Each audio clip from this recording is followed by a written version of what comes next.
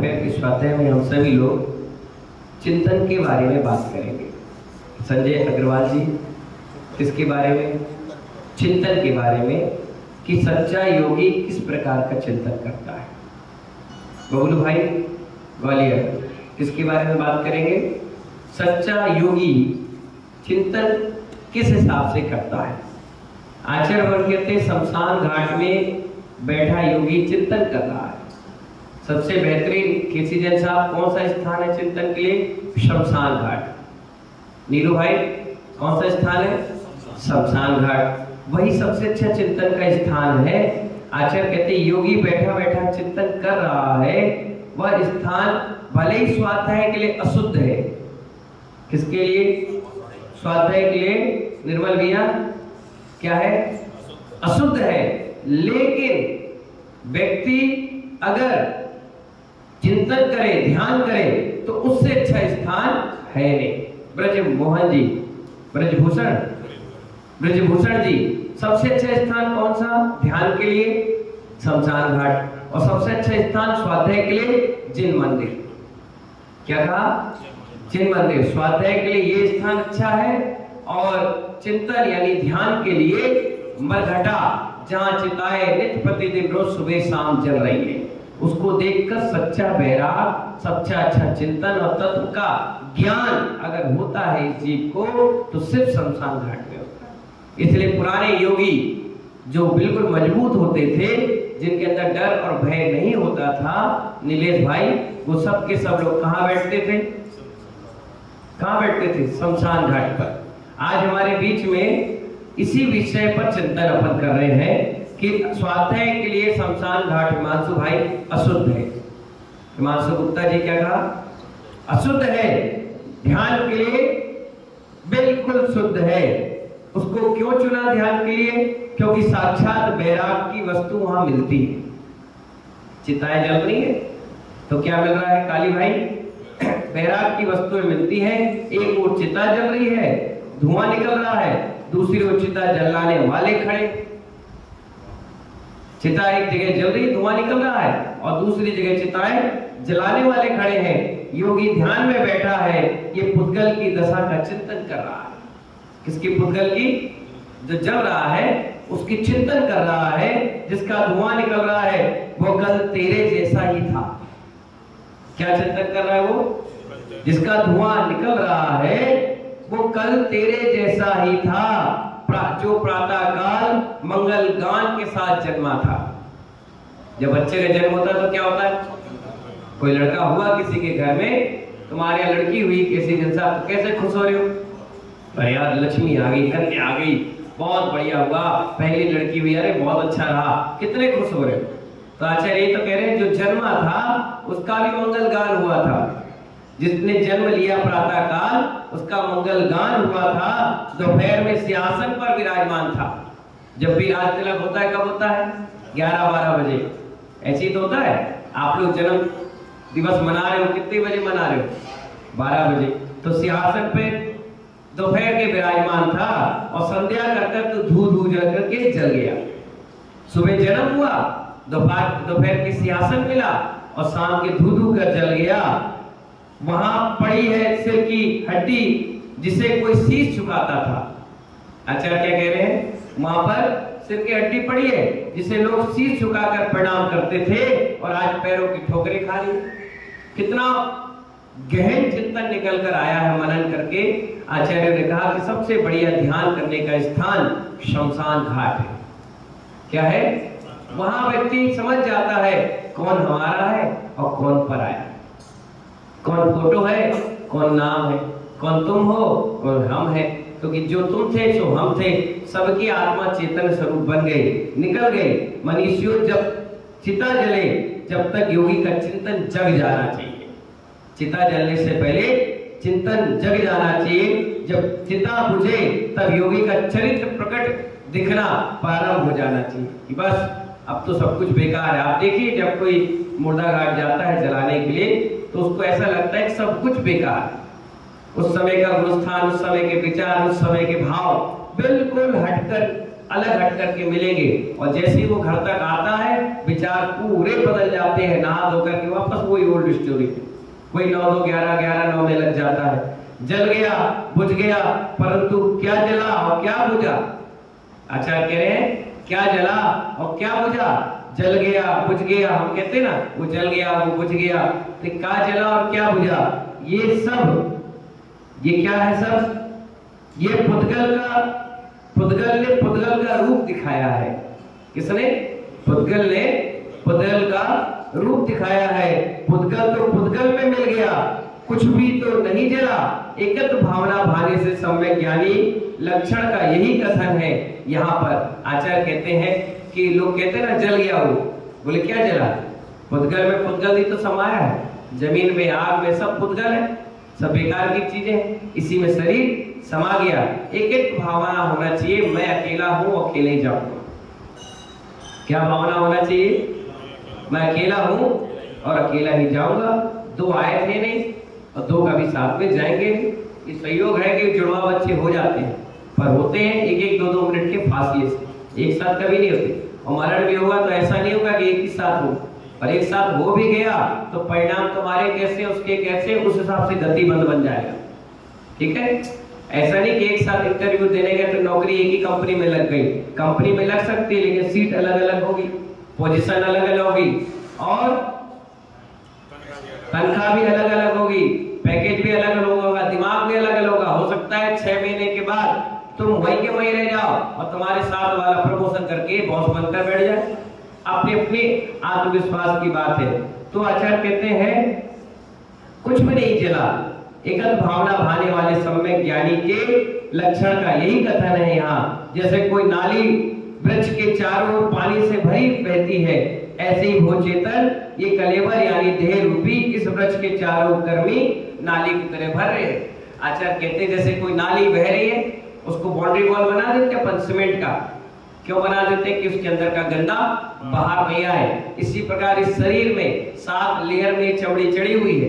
कितने लेयर में? 7। अशोक भाई 7 लेयर में है, 7 बाउंड्री इस पे लगी है। एक छेद करो बाहर वही निकलेगा जो अंदर गंदगी बह रही है। इसमें कोई अमृत नहीं निकलेगा, और कोई मीठा खाया तो मीठा निकलेगा, खट्टा खाया तो खट्टा निकलेगा, निकलेगा वही गंदगी जो शरीर में भरी हुई है। आचार्य कहते हैं वृक्ष जैसे हरा भरा रहे सो पानी बार बार सिंचित कर रहा है, तुम क्या कर रहे हो? महाराज आशीर्वाद दे दो। क्या कह रहे हो? हे मुनिराज आशीर्वाद दे दो जिससे विभूति मिल जाए। विभूति ये पैसा बंगला ख्याति विभूति मिल जाए। नहीं ज्ञानी ऐसा कहोगे महाराज, ऐसा आशीर्वाद जिससे हम दिगंबर हो जाए। क्या हो जाए? ऐसा आशीर्वाद मांगो कि हम भी मुनि बन जाए, सब नष्ट हो जाए। परंतु तू मांग क्या रहा है? संसार देह के वृक्ष को बढ़ाने के लिए तू कर्मी के पानी की मांग कर रहा है। कर्म को बढ़ाने के लिए, संसार को बढ़ाने के लिए हम क्या मांग रहे हैं? विभूति, जबकि संसार को घटाना चाहिए। क्या करना चाहिए? घटाना चाहिए। अगर दुकान में माल भरा हुआ है तो माल पे माल कोई नहीं भरता। नीलेश गाड़ी पे गाड़ी भर दो, बेचो नहीं तो क्या होगा? सड़ जाएगा, रेट डाउन हो जाएगा, फेंकना पड़ेगा। तो आज नया माल लिया तो पुराना क्या करते हो? बेच देते हो। और कई बार ऐसा भी होता है कि नया लिया और रास्ते से बेचना पड़ता है कि वहां गोदाम में जगह नहीं, कहां रखें?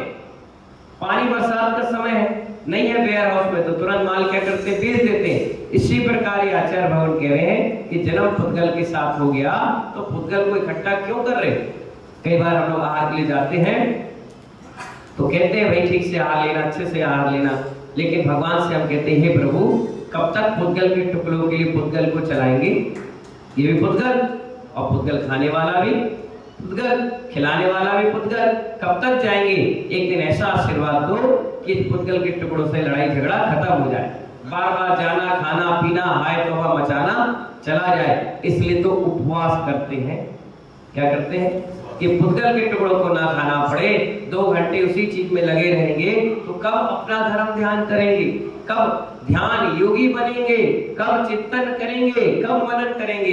इसलिए आचार्य कह रहे हैं कि कब तक पुद्गल का भोग करते रहो। कब तक? एक बार तो कम से कम साइलेंट हो, कभी तो अपना मुंह बंद करो, कभी तो इसको खाने के लिए मत दो, फिर देखो ये तुम्हारा साथ देता है कि नहीं? नहीं देता है, तुरंत गुस्सा आएगी, चिड़चिड़ाहट हो जाएगी, मारपीट मच जाएगा, या काम करने का हौसला ही खत्म हो जाएगा, पड़े रहोगे। क्या है आज? उपवास है। नहीं, उपवास के दिन तो और ज्यादा स्वाध्याय करना चाहिए, और चिंतन में रहना चाहिए, और जाप करना चाहिए। जितनी जाप स्वाध्याय चिंतन करोगे उस उपवास का फायदा रहेगा। और लोग क्या करते हैं? पिक्चर चले जाएंगे, टीवी मोबाइल पे लग जाएंगे या सो जाएंगे, जबकि उपवास का मतलब ये है कि 2 घंटे आपने आने जाने और खाने में बिताना था, वो 2 घंटा आपको एनर्जी मिल गई, और जाप करो और स्वाध्याय करो। तो आचार्य कह रहे हैं, हे श्रवण, सुनने का विषय यहाँ नहीं चल रहा है, सुनने का विषय यहाँ पर नहीं चल रहा है, यह सब प्रयोग का विषय चल रहा है।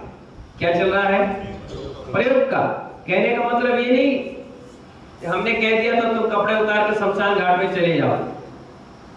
पहले चिंतन करो, पहले यहीं रह करके देखो कि आप मजबूत हो कि नहीं तो वहां गए और एक आध कोई हवा पानी से कुछ हिला पड़ा और अटैक आ जाए और बीमार पड़ जाओ कि रात की भूत दिख गया, भूत दिख गया। नहीं, पहले उस ध्यान को करने के लिए मजबूती तो ले आओ। स्कूल जाने से पहले कम से कम ड्रेस पहनना तो सीख जाओ, तैयार होना तो सीख जाओ। जब तैयार और ड्रेस पहनना, पुस्तक कॉपी की हिफाजत करना सीख जाओगे, तब स्कूल जाओ तो कम से कम आप अपनी पुस्तक घुमा के नहीं आओगे, बैग घुमा कर नहीं आओगे, कपड़े लत्ते साफ सफाई से रह के आओगे, अच्छे ढंग से पढ़ोगे।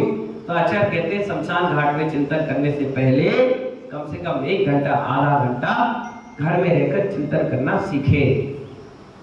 सुनने का विषय नहीं चल रहा, ये सब प्रयोग का विषय है, इसलिए सब छुड़ाए, क्योंकि कुछ रहेगा तब तक ममत रहेगा।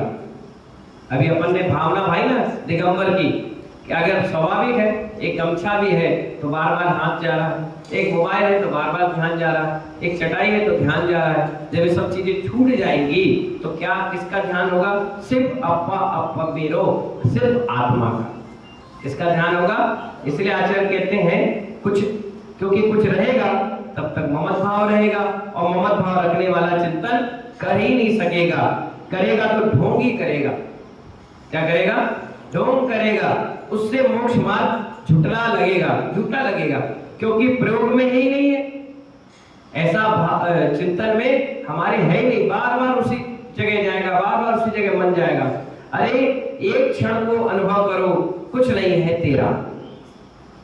कब अनुभव करो? एक क्षण के लिए अनुभव करो, कुछ नहीं है तेरा। पर ये ध्यान रखना, चिंतन को बैठा तो भव्य भवन, मंदिर, तीर्थ, इन सब में सुन होना पड़ेगा। क्या होना पड़ेगा? सबसे सुन होना पड़ेगा, तब जाकर तुम्हें वो भगवत आत्मा दिखेगी। पोथी भी मोक्ष नहीं देगी। कौन सी पोथी? इतनी सारी पुस्तकें पकड़े हो, अगर पुस्तकों को पढ़ने से मोक्ष हो जाता, या पुस्तकों को अलमारियों में रखने से मोक्ष हो जाता, तो मंदिर में जितनी अलमारियों में पुस्तक की सबसे पहले मोक्ष को चल गया। नहीं, पुस्तकों को रखने से मोक्ष नहीं होता, पुस्तकों को पढ़ने से भी मोक्ष नहीं होता। आचार्य कहते हैं जितनी पोथी पुराण है, इनके अनुसरण करने से मोक्ष होता है। रोड पर बैठे बैठे कौन मोक्ष जाता है? रोड पर बैठे बैठे क्या डबरा आ गया बबलू भाई?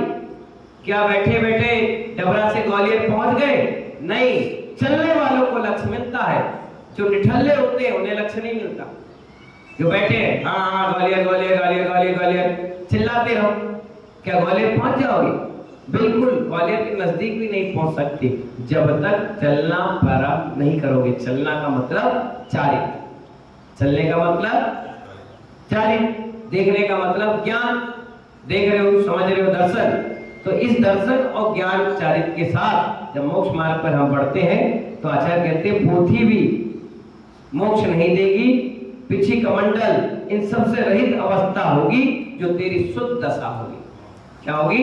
बार बार पिछी में भी ध्यान नहीं जाता, बार बार कमंडल पे भी ध्यान नहीं जाना चाहिए, तब योगी की महादशा होगी। वही हमें सच्चे योगी के चिंतन की ओर ले जाएगी, और वो चिंतन ही एक दिन चैतन्य परमात्मा बनाएगा। इन्हीं मंगल भावनाओं के साथ जय बोलिए चैतन्य प्रभु आदिनाथ भगवान की।